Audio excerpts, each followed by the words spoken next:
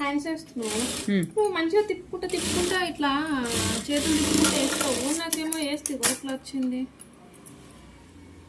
ఎట్లా వేయాలి ఒకసారి నాకు చూపి. ఇక్కడ హ్యాండ్స్ ఇక్కడ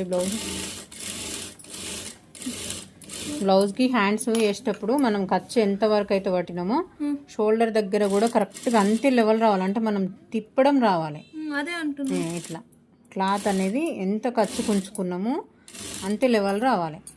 నువ్వు వేసినది ఏంటనంటే షోల్డర్ దగ్గరికి వచ్చేసరికి తక్కువ వచ్చింది. చూస్తావు దాన్ని చూస్తే దాని లెక్క ఏందనేది తెలుస్తుంది. అర్థమవుతుందో చూస్తాను. అదే నేను ఇంటి ముందు చూసిన ఒకసారి చూడు పడుకున్నట్టుంది హ్యాండ్స్. ఇక ఇక్కడ షోల్డర్ దగ్గరికి వచ్చి ఫ్లాట్గా వచ్చింది. ఇట్లా రావద్దు. ఏందనంటే ఇప్పుడు ఇక్కడ ఈ షోల్డర్ దగ్గర పైనది ఏందనంటే లోపలికి పోయింది. చూడు వంపు తిరిగింది. ఈ క్రాస్ అనేది ఇట్లా వచ్చిందా. నేను ఒక కుట్టు వేసి చూపిస్తా చూడు. మనం ఇప్పుడు హ్యాండ్స్ కట్ చేసినప్పుడు ఇట్లా క్రాసే తీసుకుంటాం కదా ఇట్లా. చూడు ఇప్పుడు నేను దీనికి ఇది ఇప్పుడు దానికి దీనికి ఇంకో హ్యాండ్కు దీనికి డిఫరెంట్ చూద్దాం. నువ్వు ఏదో మిస్టేక్ చేసినావు అనేది చూసుకో.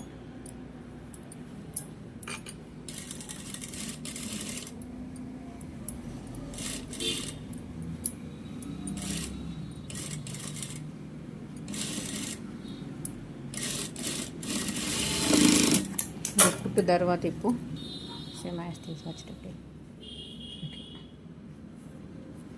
హ్యాండ్స్ మనం చూడంగానే ఇట్లా ఇక్కడ వంపు అనేది కరెక్ట్గా రావాలి. ఇప్పుడు దీనికి తేడా చూడు. ఇది ఎంత మలకలు తిరిగింది. నేను వేసింది చూపిస్తా. అంటే ఖర్చు అనేది ఈక్వల్గా ఉండాలి. ఇప్పుడు ఇక్కడ ఎంత ఉందో ఖర్చు కనబడుతుందా. సేమ్ యాస్టీస్. కానీ వీటికి వచ్చే వరకు ఏందనంటే ఇటు తిరుగుతుంది.